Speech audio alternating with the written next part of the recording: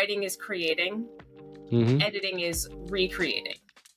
So when you sit down to write, you're brain dumping, you're figuring things out as you go. Maybe you have an outline, maybe you don't, but like writing is thinking, right? So the best ideas come to you as you're writing, usually for me anyway. Half the time I'm like, oh, I had no idea I was going to say that before I said it, and I just kind of went.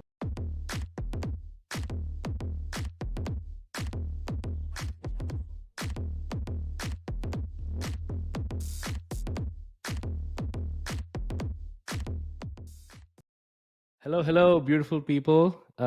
Thanks for tuning into the Undefeated Underdogs podcast. I'm your host, Sharath. Today I have a very exciting guest. I usually tell that whenever I invite guests because all of them are pretty exciting and I admire, the folks, the work they do, and the impact they create on other folks. And especially this guest who's highly recommended by one of our previous guests, Amanda. So I'm excited to dive a little deeper into a lot of interesting topics that Gen Z and millennials like me crave for, which is content creation. So before wasting a lot of your time, let's get into the episode. Let me welcome Erica Schneider. Welcome to the show. How are you feeling? Feeling great. Thanks for having me. I thought you were about to say that I was a Gen Z, and I was going to be like, wait a second, I am definitely a millennial. And for folks who are watching, this is completely not planned. Erica and I, we're just wearing white tees. No planning, but we definitely look like, We don't hate it though. Like it works. I think it works. Yeah, it works. It works. And we're definitely looking like siblings from different mothers. So, Erica, let me actually, for folks who are listening, let me give you guys like a brief intro of Erica. For folks who don't know, she's a content creator. She's a mom of twins, which is amazing. She's building this thing called Power Your Platform, which is more of like a newsletter that educates about branding, positioning, monetizing with her business partner, Casey Jones. She also works as a head of content at Grizzle, a growth agency.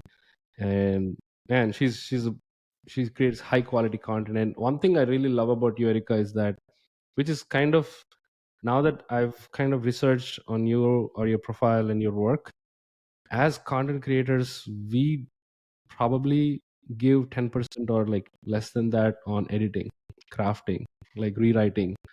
We just I think, at least to me, I can speak for myself. Whatever thought that comes to my mind, I just okay, tweet it out and or create, right? So I think that's one thing I really want to learn from you, and hopefully audience listeners can also seek that. Okay, before we start, right off the bat, I have this question. So I saw on your LinkedIn that you were a teacher, English teacher. So, and you jumped literally from teaching kids to writing content. And how did that happen? What was that transition look like? And reflecting back, how much of your work right now you're doing have unconnected dots that you look backwards being a teacher? Oh, it's so very connected. I've jumped around. Like before I was a teacher, I was a catering director at a fast food chain in Boston. And then I was a technical project manager at a rewards app. So then I left the country to teach. So I didn't get an education in teaching. But I did go to Thailand and complete a TEFL course, which stands for Teaching English as a Foreign Language. And in that course, because you're teaching English to people where it's not their first language, they really hone in on the fact that you cannot use more words than it takes to get your idea across. Don't get up in front of a class that doesn't understand your natural language and ramble at them to make a point. They're just not gonna get it. So however you can make the point in as few words as possible, do it.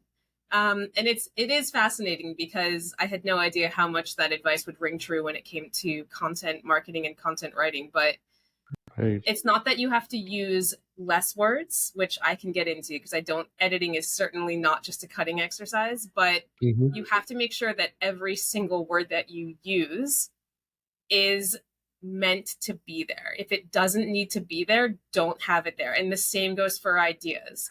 Have you repeated this idea already? Have you said this in a similar way too close to this? So does it add friction? Like, is this going to break flow? But yeah, I mean, teaching in Thailand was incredibly rewarding, and it was never going to be a full term like life choice, though. It was always going to be an experience that was going to move me somewhere.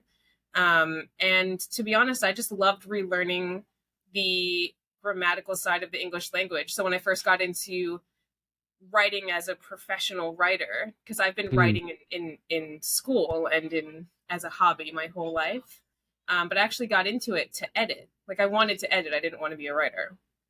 And I would still say I'm an editor first and a writer second. But the two are so intermingled. They're so intermingled. You can't have a good editor that's not a good writer. So, yeah. Talk to me about it a little bit about both personas.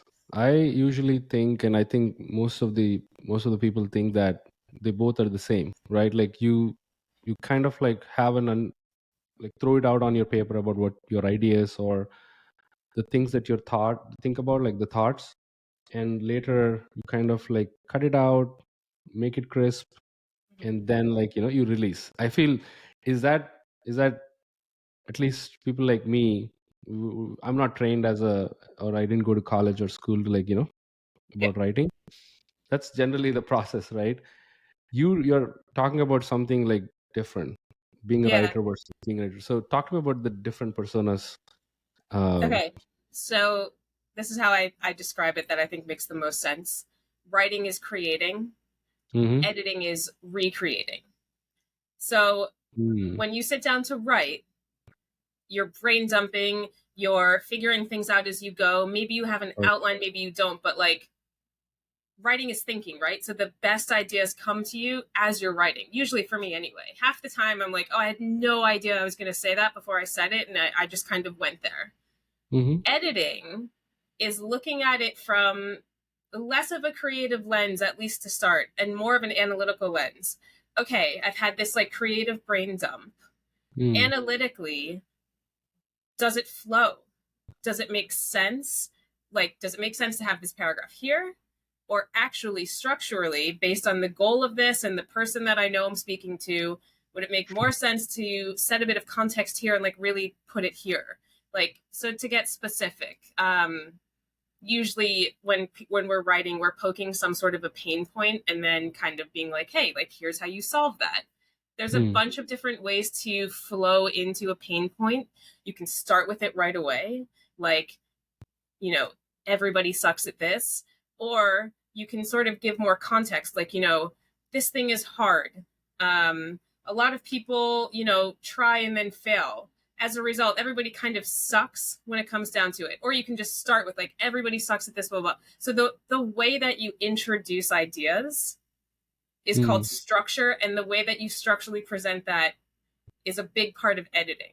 And I also think a lot of people don't understand that editing is more than copy editing. So there's different types of editing. There's what I was just talking about is like, it's called developmental or structural editing. And that's when you're looking at a whole puzzle and you're like, are all of the pieces in the right place? And then copy editing is actually looking at like maybe a corner of the puzzle and being like, are these actually like, are they placed incorrectly? Can I push it harder? Like, is this piece really fit, or does it kind of actually, does this piece belong here? So it's you're looking at the whole piece. And then copy editing is where it's like everyone on writing Twitter, those posts that, and I've done this too, where you're like, change your words from in order to. And it's, like cut out these words. Like, that's like the most basic copy editing. And that's kind of all I ever see on social media when it comes to editing advice. But it's much more of an analytical exercise. And then when you're done with that, you can go back into creative mode and make sure that it's like really all there and it feels good and flows and all that. But yeah, it's creative and then analytical. And how it's more of like if we take movies as an analogy, right? Like the directors, they do this uncut version, and editors, they come in and they chop a little bit of scenes and probably like do their magic and make it seamless. I think that's what it applies to writing as well, the same Yeah, ethos probably. And absolutely. to your point, I feel how do writers become editors?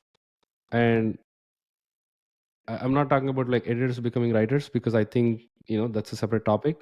But Yep. since we are more people, like people want to write more, I want to write more personally. How can we switch hats and like the analytical side? How we can move from one way of creative mind to analytical mind? Is there a process that you form for yourself that you want to share? So first you have to practice self-editing. And I don't know if you edit or not, but the idea of editing, just to make it super clear, it is not to stop you from ever Mm, posting. It's more important to post. Like you need to post so that you can experiment sure. and get analytics and then, edit. But I also think it's important to try to build an editing habit small steps at a time. So Mm, there's checklists that you can follow. But really, I think the best thing to do is learn maybe 1 to 2 things that you could edit at a time and just focus on those, or else you'll be super overwhelmed. So, for mm, example, you can say, this week I'm going to focus on making sure that I change the verb to be in my posts to something that's more of a power verb. And the reason mm, why I want to do that is because power verbs are better at like emotional resonance, and the verb to be is sort of indirect and indistinct. mm, Um, so you could just focus on that. Suddenly, after a week, like you're really good at that, you can check that off your list.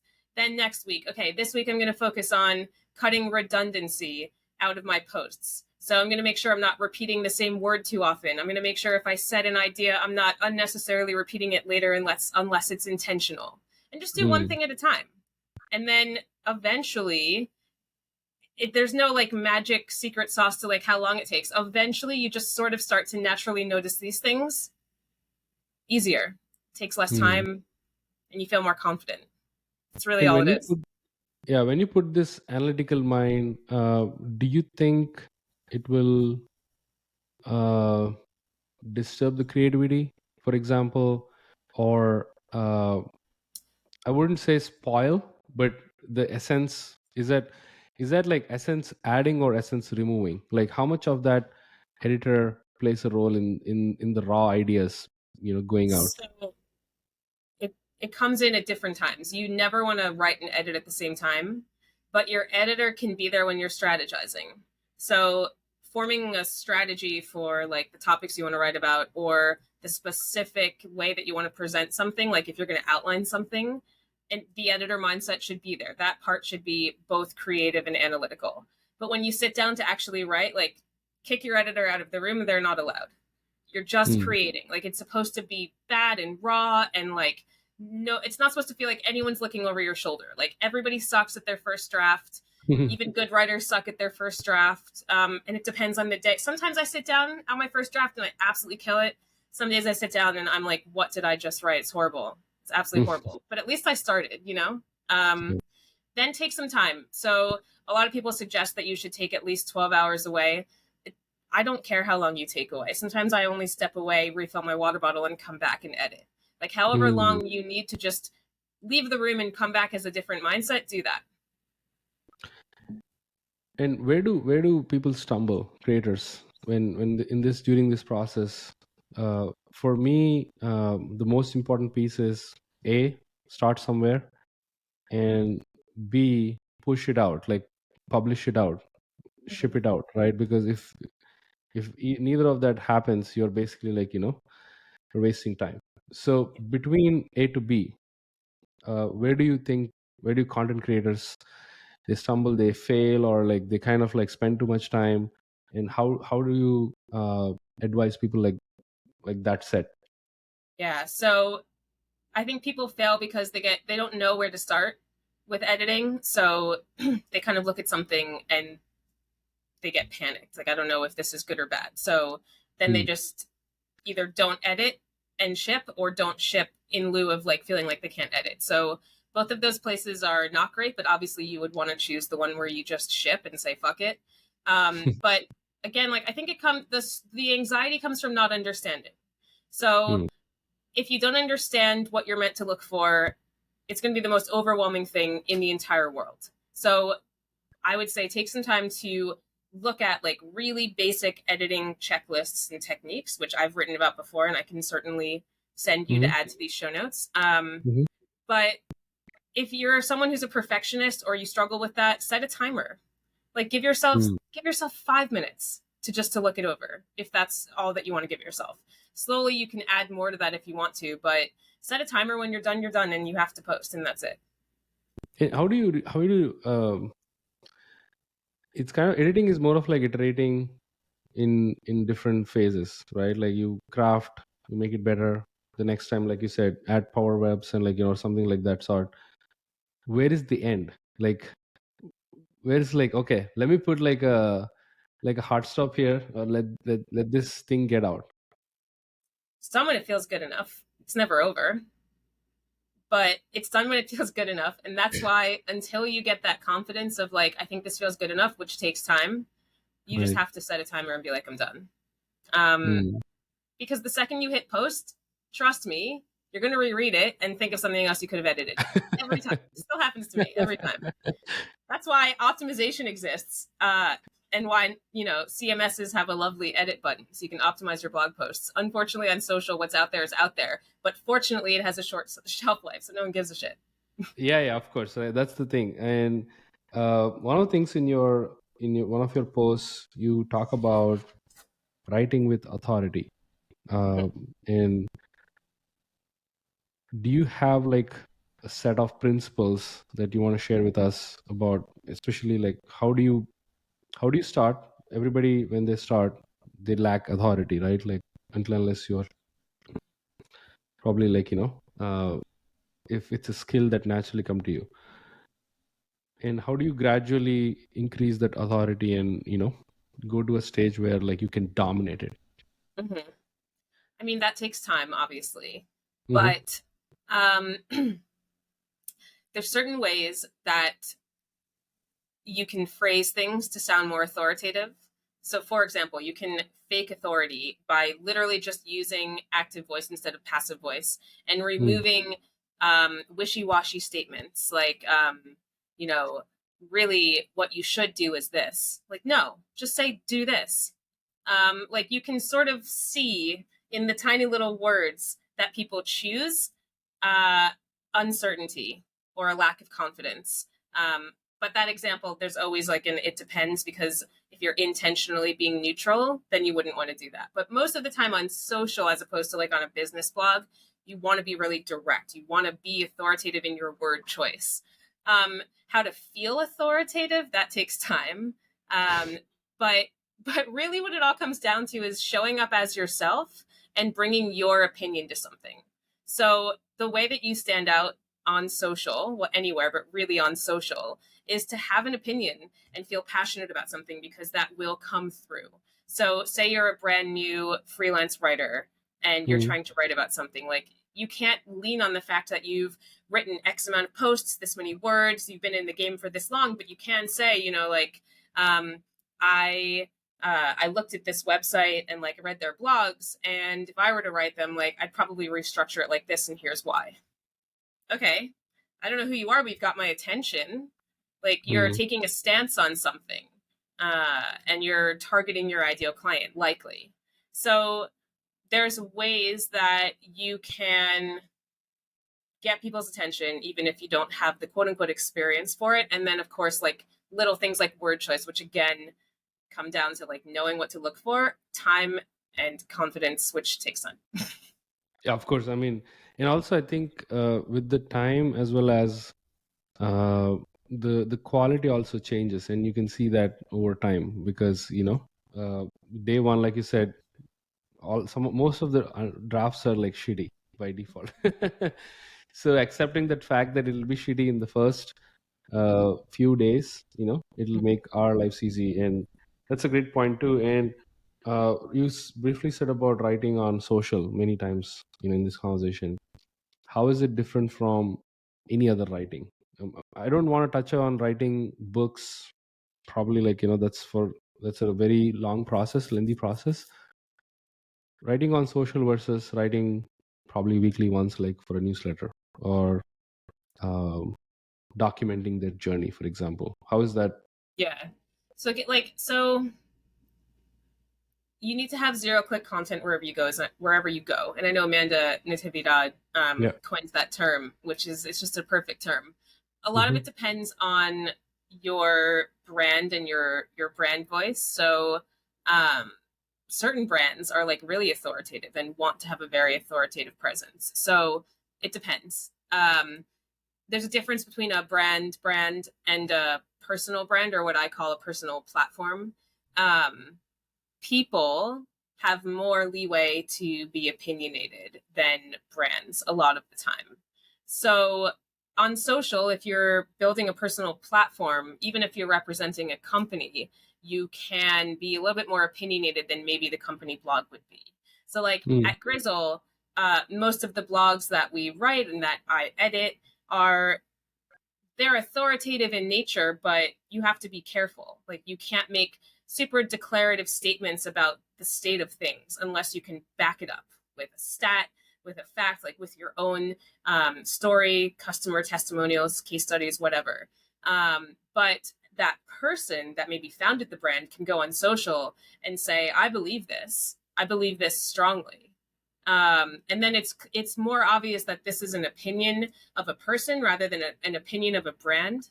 So that's a little bit different. And then again, with newsletters, it depends. Like if the brand's writing it, it's going to be different than if a person is writing it. But when it Mm. comes to a person writing a blog, showing up on social, email, there really shouldn't be too many variations in how it comes across. It's just a variation in how long it is and how the content is structured, presented. Mm. I love that. I think uh, the continuity is really important, right? Like Mhm. it's not like you sound different on a 280 character tweet versus you sound different on a big ass long, long form article. Yeah. You've edited over 3 million plus words, right? Mhm. It's not a it's quite a feat. In your experience, uh, is there a variety of writings you saw that people write tactically versus philosophically versus, like, I mean, I'm just throwing it out right now, but you must, is there a way, can you bucket them, and uh, what is the most popular one that that that gets people's attention? Which medium are we talking about? Let's talk about social, given we're Okay. talking about like Twitter, LinkedIn type of things, and probably like we can transition into long form like newsletters and Substack Yeah. articles.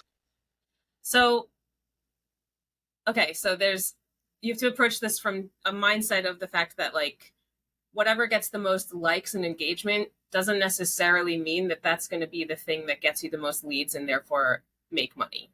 Right. So the posts that get the most likes and the most engagement are how to posts or how I posts. So they're Mm. experiential based and they're teaching something and it's usually really simple. So I call that obvious content and it's something Mm. that like the back of your hand, but you 5 years ago would have absolutely loved to hear it in like the simplest format because it was going to unlock something for you. Mm. So, how to um, do keyword research in like 10 steps or Yeah. how to write a hook that's guaranteed to go viral, like whatever that is, like that shit performs really really well on social. Mm. But it's very top of funnel, very capturing probably like an unaware audience.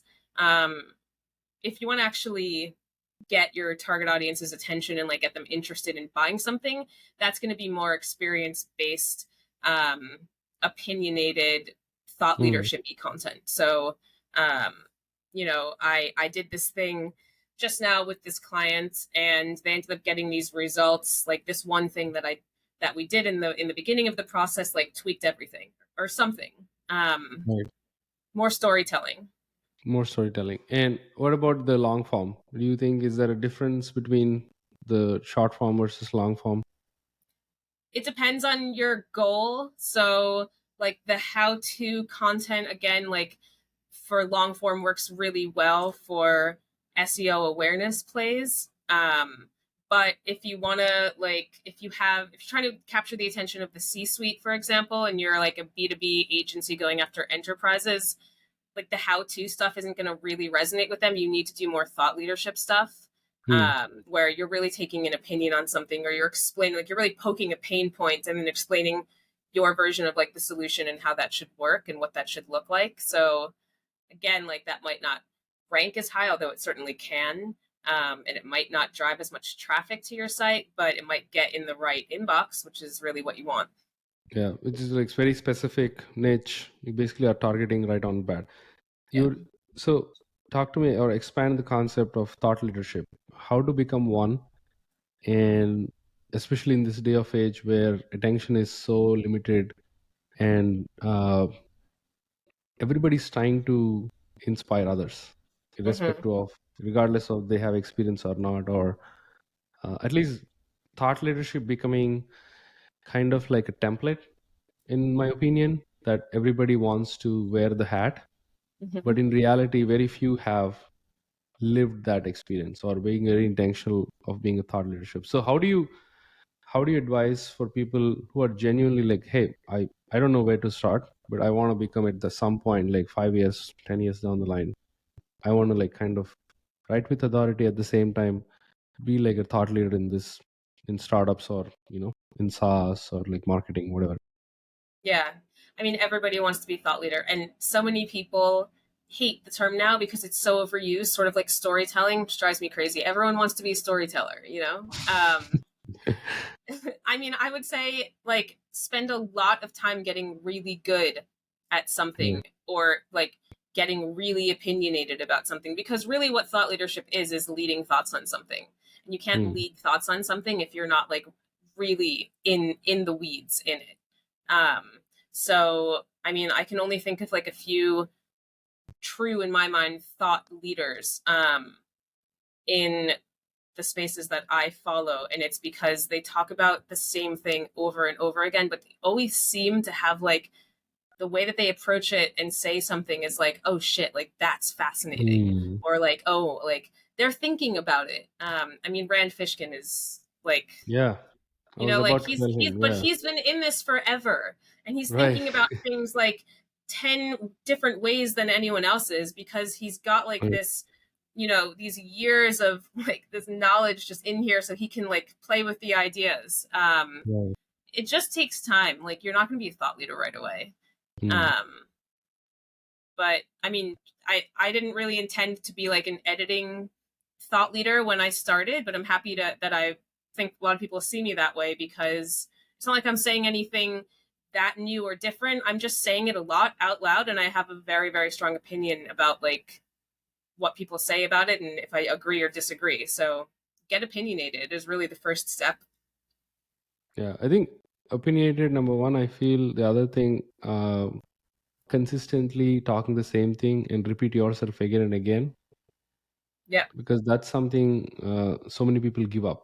They just open up an opinion or on an idea, put it out, and they think that they expect other people to consume. I feel that if you have like an exact opinion, I think you should like have like a megaphone and really like broadcast so many times so that it kind of digests for others. So it's a great point too. And let's switch gears a little bit about and talk about Grizzle. So head of content, like what's your day to day look like? And if you want to give some advice for people who want to make a career in writing, especially on content. uh, I'm not talking about people who write for Substack. That's probably like their hobby, their passion, but who wants to really like make a buck out of their skill and climb the ladder. What advice do you give, and how's your day to day look like?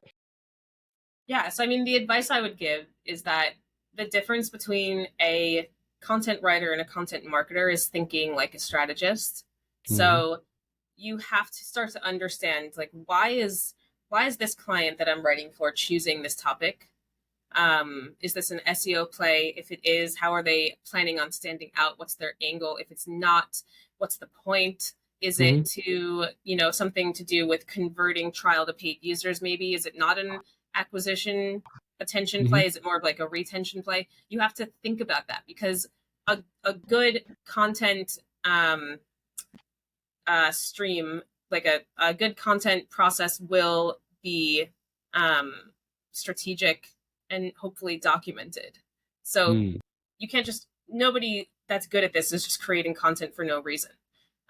So start to think.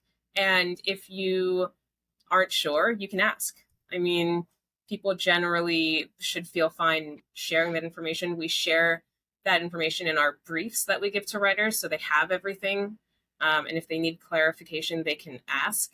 And then, yeah, just get really good at making sure that what you end up writing hits those goals. So, like, consistently refer back to the brief when you're writing. Don't just get lost in the creative process and then forget to check your work against the brief. Mm-hmm. Um, and to answer your question, like, that's most of what I do at the moment. So there's like strategy involved, but then there's coming in as like the content marketing editor, and I've got my team, and we are making sure that the content actually not only aligns with the brief, but aligns with the client preferences, the content guidelines. And then, after a few months, is it doing the job that it was meant to do, or do we need to shift strategy a bit? Like, should we Hmm. stay completely focused on SEO, or is it good to diversify and also like do a whole social content strategy, or email or whatever it is? And how much of the data part is helping you become a better writer, and how do you look at data? I don't want to talk about vanity metrics. That's all like signal to me. Mm-hmm. Sometimes I don't even know. I don't even like do like a quick analysis on a post why it went viral.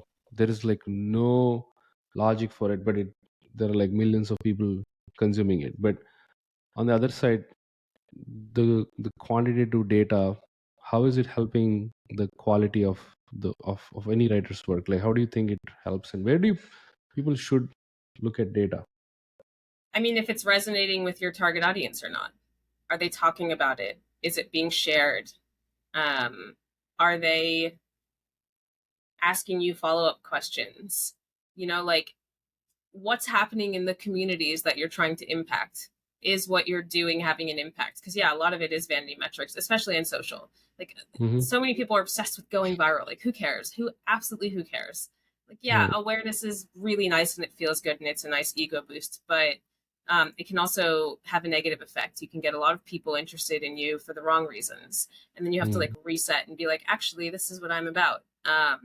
So the data is obviously important, um, and especially with SEO, if it's not ranking, like there's very certain specific steps that you can take when you're optimizing it.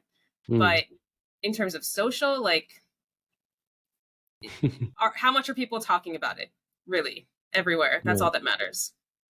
And I think the signal too, right? I mean, not a vanity metric signal, but people giving shout outs, the signal of like social proof can be like a signal that people can pick on the data side. Yeah. uh, let's talk about your, I think I can call it like a side project, Power Your Platform newsletter, Hmm. with Keely and Casey. Talk to me about like why did you start and how do you even have time? You're a mom of twins, you write on social, you have a pretty hectic job, I would say. Head of content is not a like laid back job. On top of like you're doing this newsletter, uh, how do you write, how do you keep up, why did you do this in the first place? So, first of all, I have a business partner, Casey Jones, which is the only way that I get this done because she is brilliant and handles like all of the back end stuff so that I don't have to. Hmm. But I'm doing it because I'm really, really passionate about helping people become better writers in every Hmm. medium. But my expertise up until now is mostly long form content and then posting on social. And so I don't know. I kind of fell in love with posting on social. I hated it when I first started. I feel like everyone hates it at first because like Right. nobody knows who you are and you're just talking to yourself for a while. Right. But once it works, then I absolutely love the community that I've been able to build there. So I'm really focused on helping people do the same thing and get that like same good feeling that I have from it. And so that's why I'm going in on that. Like, I do what I do at Grizzle and I'm helping writers write better long form. So I wanted to do something for myself with Casey, where we can help people just in the other part of what I love about showing up online. And that could evolve. It might end up going beyond social because I'm having a lot of fun writing the newsletter, but I'm by no means a newsletter writing expert yet, but I'm having tons of fun. And the other answer is like, I mean, I've been writing for so many years that it doesn't take me that long to write anymore. It Mm, doesn't take me very long to write social posts. It never takes me more than an hour to write the newsletter. right. So I can just sort of do it. And then obviously I need a minute to edit it, but it's not like if I was doing all this as a new writer that, you know, because Mm. I used to be so much slower. And you said about m- making it work, or what is that? Like you saw the social the post you're doing, it's working. Mm-hmm. How do you advise people, or like I'm asking this for myself, how to make it work on social? Well, okay, this is going to be like very um non-actionable, but like step Mm. one, have a lot of fun. Like I truly have a good time there, and I don't treat it like work, and I don't treat it like something I have to do. I treat it like something I want to do. So every day when I log into social, for me it's like it's a fun like creative zone. Like what am I going to Mm. say today and how am I going to say it? I don't schedule my content and I don't write it ahead of time, which is a little bit crazy. Casey is the opposite. Casey schedules Mm. everything. She writes everything ahead of time. um, I don't do that. I might Why, need to why, in the future. why Why? not? Why not? Because I find it fun to not know and just like look at the box, and it makes me more creative, I guess. Mm. Um, And were you in a position where like, damn, I wish I had, for example, you're having dinner or you're feeding your twins. You know, at least to me, some of the ideas I get are when I do very non-obvious things, which yeah. are like non-creative, like doing dishes or like Mhm. folding clothes. I don't know why some random ideas come to mind, especially like writing pieces, and I quickly type up on notes or whatever it is, the app. uh, at that time I wish like there is like a personal assistant to me walking with me, like, okay, I have this idea, can you tweet it out? So you can like sometimes be very present, like how you do. I used to do that, like I mean, I'm a mix of everything. I sometimes schedule and I sometimes like tweet whatever the things that come to my mind. Mhm. uh, I do see your point, because the freshness of the thought that goes out, that excites me. Forget about like who is consuming it. Oh my god, this is like a thought that came to my mind, and I'm actually converting into bytes, which is like a word, like on a post, right? It's somewhere right now. So that excites me. And were you ever like think about, you know what, this thought can be good for the next day? And how do you just like, as a writer, when you get these blast of ideas, how do you manage in your mind? Yeah. So I literally just use the notes app on my iPhone, um, and I write things down. Sometimes I'll even be watching TV. I watch a lot of true crime, and sometimes a detective will say something, and I'm like, ooh, and I just write it down. I never write in my notes with the intention of like I'm gonna go post this right now. Um, I usually let myself think about it for at least 5 to 10 minutes. I don't usually write it right away. Although I have done Right. that a few times, and one of them went mega viral. I don't know if you saw my ridiculously mega viral post making fun of bros. Right. Um, but I did that once, and that was just hilarious that it went viral. But um, most of the time, I write it down, and then I'll look at it later, and if it still resonates, then I'll do something with it. The other day, Mm. I was just scrolling through my notes, and I ended up making a post out of something, a quote I wrote down over a year ago. So I never really Mm. know when I'm gonna come back to it, but I know that I know something resonated with me, so I write it down. And how do you manage the, I hate the word competition, but say there are like a set of people when you're on, especially on social, you have that peer pressure. Again, peer, I mean, if you let it be, then it becomes peer pressure. But for example, people write, and sometimes I get into the trap, which is, man, I had like a similar thought, but I didn't tweet it or like I didn't post it.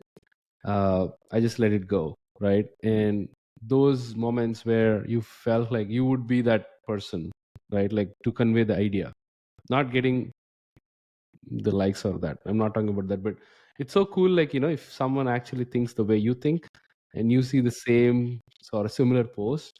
So, how do you keep up with that competition or, for lack of a better word, keeping up with your peers? I always see this as an opportunity to leave an amazing comment because Mm, I know that even if I agree with someone, I can agree with them but still stand out with my own opinion on it. I do that all the time. If I see something I absolutely love, I'll comment it. I saw something the other day on LinkedIn. Someone wrote this whole post that I completely agreed with except for one word choice that they made. So I mm, commented and I was like, I absolutely love this. I feel the exact same way. Except I would change self deprecating to self aware because whatever I said. And it got so many likes just from that. mm, So you always like you can always say something different that shows you. Um, mm. so that's my way. But also like I don't care about the competition. Like I don't see people as competition.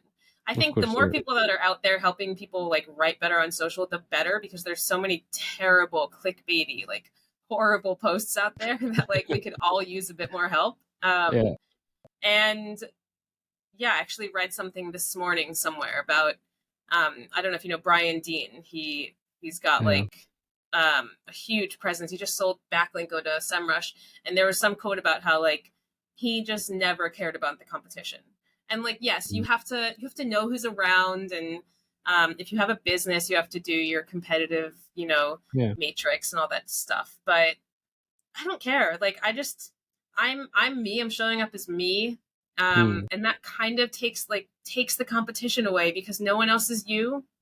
right. So for me, that's the difference between building a personal brand and building what I call a personal platform. Like when you're building a personal platform, you're centering yourself. It doesn't mean that you have to share like all of these personal things. Like I have very strict boundaries on social. Like people don't get to know certain things about me, but I still kind of try to let my personality shine through every time.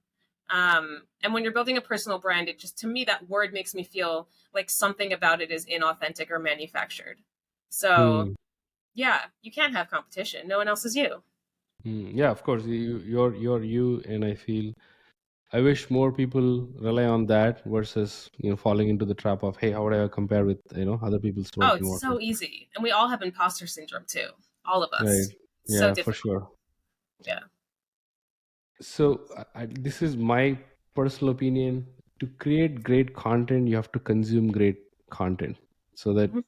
you get these ideas, you get inspired from other people's work, and the way they think can actually ignite the way you think sometimes, right? And I kind of straight out steal, steal or copy Naval Ravikant, for example. The way he writes the one-liners, they're like so crisp, punchy, and powerful, right? I used to like write a lot of similar like ideas. Once I read, I must.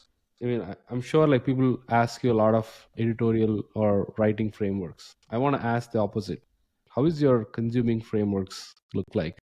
How do you consume content? Is it daily, weekly? Is there a structure for it? Um, was it's hard. So like personally, I don't really have a structure because I'm in content all the time. I have no choice but to read a lot of content for my job, especially at Grizzle. Like if I'm Mm, editing something, I better be on the SERPs reading every other thing about this. mm, Or I need to be on Quora reading everything about that. So I'm always involved in content, but personally, yes. I mean, I have people that I follow because I believe that they're always putting out quality content and I want to see what they're thinking and how they're presenting it. So, yes, that definitely seeps into your subconscious. mm. And it influences your medium and like how you write. And that evolves over time for sure. Um, Yeah, my something that I just always warn people about is a lot of people give tips, like, oh, hand copy this person or, try to emulate them. Yes, that can be helpful, but think about playing a guitar. So you learn to play the guitar. most of the time you're going to start by learning someone else's songs, right? Like that's the easiest way Of to know course. that if you're good or not. But if you decide to actually go on stage and you want to be serious about it, maybe you'll start as a cover band, but like you're eventually going to need to write your own songs if you want to get any recognition. So it's the Hmm. same thing. Like you can really easily tell on social like who's a cover band and who's a creator. Hmm. And there is a difference. So just be careful because even though we all kind of start by playing someone else's songs, like you need to write your own songs if you want to get recognized as a musician. I feel that's a tweet right there. you should Amazing. probably you should probably tweet this out after this, I probably conversation. will. Yeah. Yeah, I like the analogy. It's so true. I feel you should not settle for being a cover band, even though you start as a cover band. You should not settle. You should push yourself to actually create, like, something out of it. You get that's a great way of putting things. Little bit like off as a mom. How do you like? What is your day to day look like? Being managing twins versus work versus creating content. So How my much kid of the how much of the inspiration comes from them? I mean, I would say they've like squashed my creative inspiration a little bit because there's such a handful and I'm exhausted. But no, so my kids live in 3 wake windows at the moment and they have 2 naps. So from 6 to 9 a.m., I'm with them. I'm not on my phone or I try not to be. Hmm.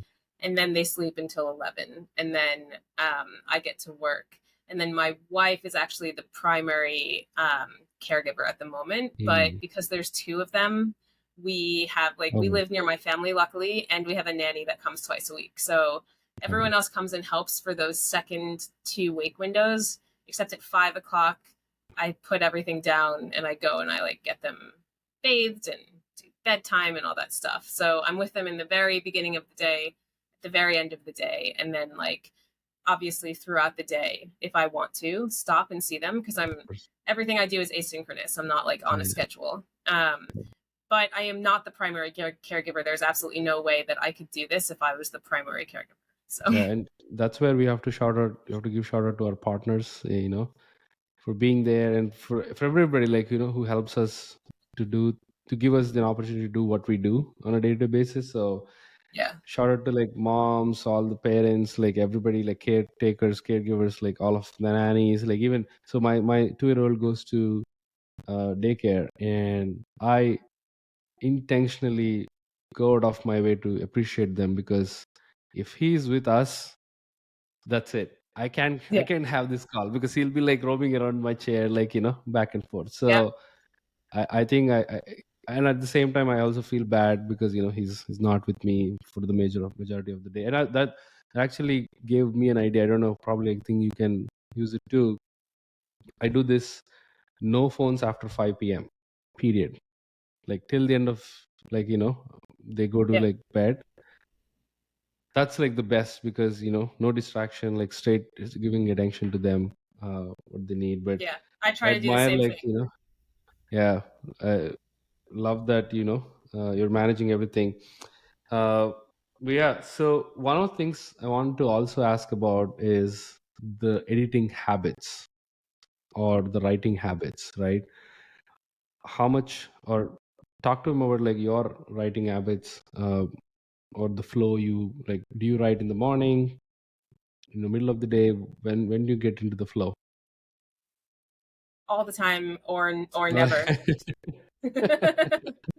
I'm definitely not one of those wake up at 4 a.m. Right till 7 and like I've had this like blissful flow. That doesn't happen. Um, I again like when writing is your job, you kind of don't have a choice, so you have to manufacture flow the best you can. A lot Mm, of the time, that just comes with like you know the task blocking, I think, or time blocking, whatever it's called, where you whatever this one's called, I can't remember all the different names, but you start with your really shallow tasks and you like check emails or like respond to comments and then sort of like warm your brain up. And then when you move into the deep work, you close all distractions and you're like just focused on that. Sometimes I have like a writing warm up I do where I'm just literally typing anything that comes to mind to just warm up my fingers and like get the flow from my brain to my fingers moving. Um, but it can be really difficult. Like there's some days where it just doesn't happen, and you're just like, I'm not thinking straight today, and you just literally can't do it. So you do your best, and you realize maybe I'll just get something horrible out of my head, and I'll have to spend an extra hour or two editing this later, Right. or you just walk away and you do something else until you feel like you can sit down and focus. I love that. But I'm not someone who's like, oh, I work better in the morning or I work better at night. Also, I have no choice anymore. Like I have to just work in like the hours that I'm given when I'm not with my kids. So I better make it work. Right. Nice. One of the things that you also, like, I saw one of your tweets yesterday about you're kind of moving away from building a personal brand and you want to talk more about personal platform. Talk to me about it. Like why that pivot, and what are you observing these days that made you talk more about building a platform versus brand? Yeah. So I just feel like there's a shift happening. I mean, especially everybody knows the stats, especially in B2B. People want to buy from people, not brands. Like people want to Sure. buy from brands that feel like they have aligned values. Customer service matters more than ever. Like personalizing matters more than ever. So that's a shift in general. But there's just been a shift on social, at least in the past 2 years that I've been there, where it seems like people are over, the faceless bro accounts that just all say the same thing. Or that's one side of it. Or the feeling that you have to kind of like manufacture this brand of yourself to be online. It feels very cringy, like kind of fake, kind of weird. Like, okay, so I know that I run my own business, but like I'm not a brand, I'm a person. Like, yes, there's people that are my competition in business, but like we're also all just kind of people. Like it feels weird. So when you shift it to personal platform, you're kind of taking the power away from the platforms. Like you're the platform. You're building your own stage. Like you're choosing to be in control of your presence online, as opposed to creating like this brand story around yourself. Like you can just be you. Your personality can be in the post naturally. It kind of helps to melt away that imposter syndrome as well. Like, how am I supposed to be online? Like, who do I like want to come across as? Like, no, you're you. It's more about like, what do I want to talk about and how do I want to structure that? Less like, how do I want to be online? So it kind of takes that pressure off. Yeah, I like that. I think it relies more on the authenticity piece more than anything, right? Like talk to your mind, I mean, speak from your mind and be very genuine the way you communicate. I like that. Yeah. And yeah, so I do this fun thing called rapid fire 5. I just like ask 5 random questions, like, Okay. just something fun. So let's do that. Like, what other thing comes to your mind? Like, take it out. Do you want to, if you want to give like a shout out to a creator that like, okay, he or she writes like amazing content, who would that be? I mean, off the top of my head, it's Caitlin Bourgoin. I don't know how to pronounce her last name. Bourgoin. She runs Why We Buy, and she's actually what Yes. someone would consider potentially a competitor of mine, but I don't see her like that because she's fucking brilliant, and I absolutely love her content. Yeah, she's joining the podcast somewhere in September, so I'm working with her to find it. Yeah, she's amazing. She's great. Yeah. And if you were to give 3 tips for people to get people's attention, what would they be, especially on social? Okay. Be specific. Don't be general. So, for example, if you have edited 3 million words, say it. Don't say I've edited many words. You need to build emotional resonance. And in order to do that, like people stop when they feel like something in their emotions. Oh, like that's interesting. Or like, shit, someone said it. Or I didn't realize I was messing that up. So you want to use power words and like really speak to those pain points. And also you need to build curiosity. So you need to get people to click see more. So however you can do that on whichever platform. On LinkedIn, it's like the first 3 lines. On Twitter, it changes, they're changing their algorithm all the time. But you need to make people think, I better click into this or else I'll miss something. You need to build that curiosity. What's in here? So don't give it all away in the top. Like the hook is meant to hook them, and then you Hmm. need to get them to click see more. I love that. Do you have like a favorite tweet or a LinkedIn post or a Twitter thread that's like all-time favorite of yours that you want to like, okay, this is how people should write on social? Oh, it depends. Oh, that's so hard. It depends. Um, it depends because things are changing too. So like Okay. my favorite thread that comes to mind right away is probably Casey's, my business partner, her thread about being attacked by a dog, and how she Wow. survived it. It's really intense. Wow. It's really personal. It has Okay. absolutely nothing to do with her business or getting clients or anything. But when people think of her, they think of this tweet, and it's helped Interesting. her like connect with people in all these Hmm. amazing ways. Um, so yeah, if you go to Casey, it's A Better Jones is her hook, her handle, and it's like her top Pin tweet. tweet It's probably. insane. I don't know if it's Yeah. pinned, but I think it's probably gotten more likes than anything else that she's written. Yeah. We'll It's we'll really include beautiful. that. We'll include that in the show notes. Yeah. Uh, so you write a lot, of Hmm. course. No brainer. You write, of course, in analogies too, and you've kind of dropped many in this episode too. What's your favorite way to convert an idea to an analogy, and what's your favorite analogy, just like in general? I mean, it's hard to explain because it just kind of it happens in the creative process, and they happen Or at the most. let me ask you this: Yeah. how did you converted an idea before? Like, what was your favorite analogy that you so far produced? That's a Oh, better question. I mean, I'm gonna have to choose a joke I made instead of an analogy because I think it's funny Okay. and it helps me have fun online. So I haven't made a joke in a while, but I used to make jokes all the time.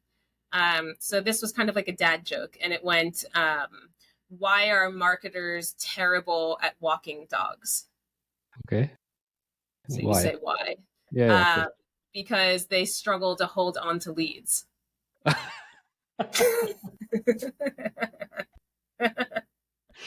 I I didn't expect a word. Oh my.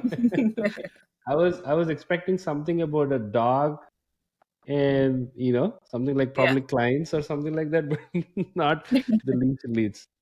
I Yeah. love that. Okay, last question. You said you read a lot to your kids. Any recommendations of a good storybook for parents like me? Um, so they don't understand anything yet. But there is this book that we're reading.